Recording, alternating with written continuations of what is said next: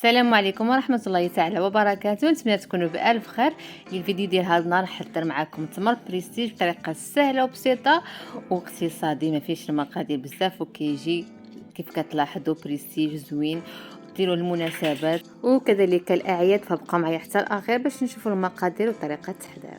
الا كانت هذه اول زياره لكم للقناه، ضغطوا على الجدار الاحمر وفعلوا الجرس باش يوصلكم ديما الجديد. والوصفات اللي كندير هي وصفات اقتصاديه وسهله وبسيطه. ولا عجبكم هذا الفيديو كليكيو على جيم وديروا كومونتير، الكومنتات ديالكم زوينين اللي كيعجبوني، فخليكم معايا حتى الاخير. بالنسبه للمقادير هي مقادير سهله وبسيطه. غادي نحتاج لهاد الكميه هذه 200 غرام ديال اللوز اللي غسلته ومن بعد ما نشف حمرته باش كيعطيني ديك اللون الذهبي. ملي كنقطع هكا الرولو ديالي ديال التمر كيعطيني هكا اللوز محمر. 200 غرام غادي نحتاج 250 غرام ديال التمر معجون، معلقه كبيره ديال الكاوكاو والمر، كيس من سكر الفانيلا. غنحتاج كذلك 250 غرام ديال الشوكولا سوداء اللي ذوبتها في حمام مريم او في الميكرووند. اول حاجه كنبدا بها كناخذ التمر اللي كندمجو مع الشكلاط باش كيرطب لي وكيسهل التشكيل ديالو. كتبقى نفس الكميه ديال الشكلاط هي كميه ديال التمر. كندمجهم هكا شويه مع بعضياتهم. غادي نزيد الفاني، غادي نكمل الدمج ديالهم. الا دابا عندي الحل بارد ساعه كندخلو الميكرووند. الا كان الحل دافي راه ما كتحتاجوش يعني لا ميكرووند لا حمام مريم باش كتدمجوهم مع بعضياتهم. الا كان الحل بارد شفتوهم دغيا كيشدوا راسهم، ممكن لكم توضعوهم في حمام مريم اولا في الميكرووند. هنا من بعد ما زدت الكاكاو على الخليط ديالي غنضيف اللوز.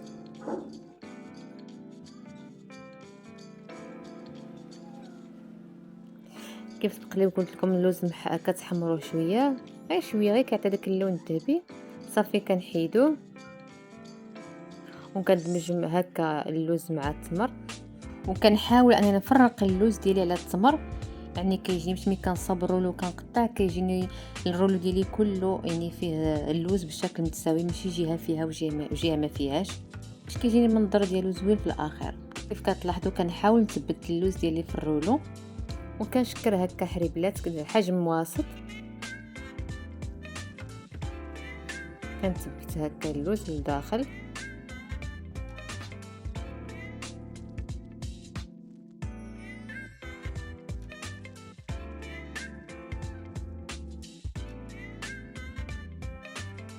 وكنشكل هكا الخليط اللي عندي كله بنفس الطريقه هكا حريبلات. كيف كتلاحظوا راني كنحاول كنهز هكا الخليط ديال التمر، ولا بقاو شي حبات مفرقين ديال اللوز كنهزهم حتى هما وكنحاول ندمجهم لداخل ديال التمر. كنعاود هكا نشكل الرولو ديالي والحربول ديالي. كيف كتلاحظوا طريقه سهله وبسيطه ما كتاخذش الوقت بزاف، كتصاوبوا يعني في دقائق صافي راه التمر ديالكم راه واجد. الشكل ديالو كيجي زوين بزاف، كيجي المنظر ديالو يعني بريستيج. ممكن لكم ديروه في الاعياد ولا في مناسبات ديال الخطوبه ولا ديال ضرب الصداق، كيجي المنظر ديالو زوين. هنا وصلت المرحله ديال التزيين، كيبقى اختياري باش تزينوا. انا غادي ناخذ كاوكاو كونكاسي محمر، يمكنكم تاخذوا اللوز كونكاسي يكون محمر، وكذلك الزنجلان العادي او اللي كيكون بيض. غادي ناخذ هكا الحربور ديالي وغادي نعاود نحربلو فوق هذا الكاوكاو كونكاسي. كنحربل وكنضغط باش كيتثبت في الحربول هاد الكاوكاو هذا. اذا كان الحل بارد كتوضعوه هاد الحربول في حمام مريم ولا غير شويه في الميكرووند، غير لما كيرخي راسو شويه باش كيتثبت هاد الكاوكاو كيتثبت في الحربول، ما كيبقاش هكا كيتفرتت منه. يعني خاص الجوانب كلها تكون بشكل متساوي مثبتين فيه هاد الكاوكاو هذا. فقبل ما نقطعوه باش يجيني شكل ديالو متساوي وموحد كنوضعوه في مجمد واحد نص ساعه على ما كنبرك عليه كنلقاه جامد باش ملي كنقطعو كيعطيني اشكال متساويه. كناخد شي مصماضي كيف كتلاحظوا راه جامد، وكنبقى في التقطيع ديالو. مع كيكون جامد كيجي شويه قاصح في التقطيع. نحيد هاد الراس هذا الاولاني ونكمل التقطيع باش تشوفوا باش نوريكم هكا مبدئيا الشكل ديالو كي داير. كنقطعوه بهذا العرض هذا. كيف كتلاحظوا اللوز كيجي هكا مذهب، داكشي قلت لكم كيتحمر كيجي اللون ديالو المنظر ديالو زوين هكا في وسط التمر.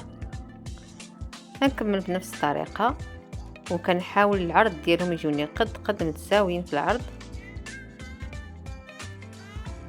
يمكن لكم تزيدوا ترققوا في العرض كيبقى على حسب الذوق. انا هذا هو العرض اللي كندير، يمكن لكم تنقصوا منه. فكنكمل بنفس الطريقه حتى كنسالي هكا الحرابل ديالي كاملين. كتعطيني واحد الكميه لا باس بها. فهذا هو الشكل ديالو النهائي. نتمنى الفيديو ديال هذا النهار يكون نال اعجابكم.